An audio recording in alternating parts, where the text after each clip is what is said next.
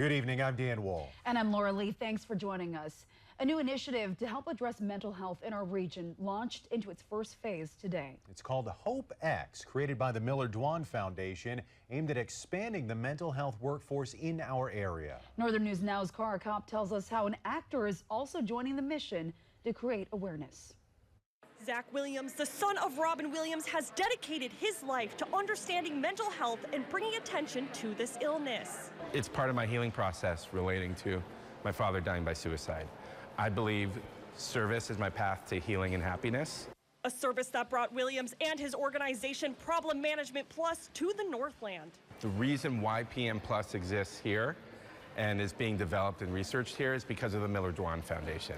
The Miller-Dwan Foundation is a Midwest-based charity working to create a region free from mental health. The two organizations are working together to start a first-of-its-kind mental health initiative called HopeX. And it is really designed to train lay people in the community to work with people in their own community. Working alongside multiple stakeholders like PAVSA to recruit community members in order to expand the mental health workforce. I think people are already organically, filtering to people that they trust in the community. And so I think just trying to build upon the skills of those people. The first phase not only includes bringing peer-to-peer trust within the community, but making mental health services more available for everyone.